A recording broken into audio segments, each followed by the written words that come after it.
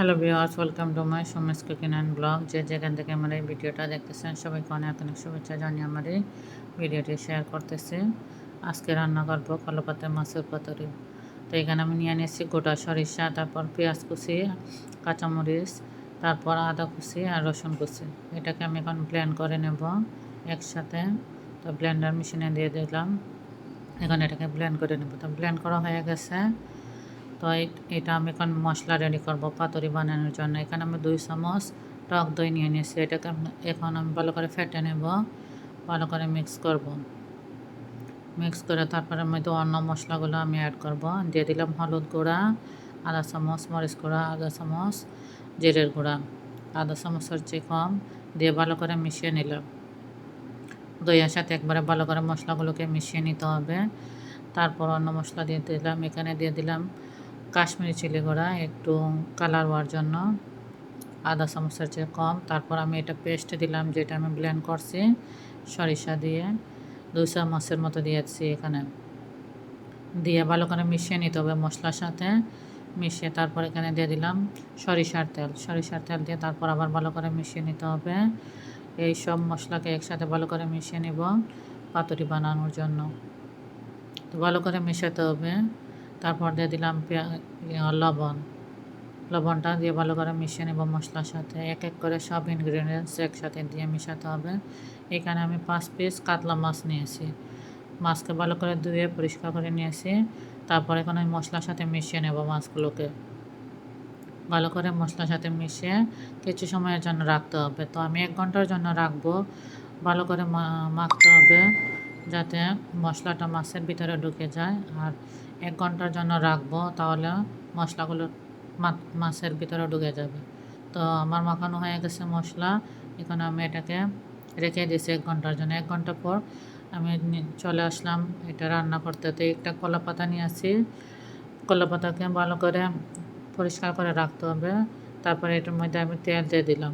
তেল ব্রাশ করে নিয়ে এখন মাছগুলোকে কলা পাতার মধ্যে দিয়ে দিতে হবে। সুন্দর করে দিয়ে দিতে হবে, এক সারিতেই দিতে হবে। একটার উপরে আরেকটা মাছ দেওয়া যাবে না, তাহলে মাছটা সিদ্ধ হবে না, ফ্রাই হবে না। সুন্দর করে দিয়ে তারপর মশলার যে গ্রেভিটা আছে গ্রেভিটা উপরে দিয়ে দিতে হবে মাছের সাথে। তারপর উপরে আরেকটু তেল দিয়ে দিতে হবে, সরিষার তেল আর কাঁচামরিচটা কেটে দিয়ে দিতে হবে। এখানে এটাকে ভালো করে বন্ধ করে নিতে হবে কলাপাতাকে। কলাপাতা ভালো করে বন্ধ করে নিয়ে তারপর এটাকে বেঁধে দিতে পারেন। আপনি চাইলে সুতা দিয়ে বেঁধে দিতে পারেন। তো আমি কাপড় দিয়ে বেঁধে দিলাম। এখন একটা প্যানের মধ্যে তেল ব্রাশ করে এর মধ্যে আমি দিয়ে দিলাম পাতুরিগুলো, যেটা আমি কলা পাতা দিয়ে বেঁধে রাখছি। তারপর ঢাকনা দিয়ে ঢেকে দেবো। বেশি জাল করে রাখবো না, মিডিয়াম আঁচে রাখবো। মিডিয়াম আঁচে রেখে তারপর একটু পর আবার উল্টে দিতে হবে। এভাবে একটু পর পর উল্টে দিয়ে দেখতে হবে।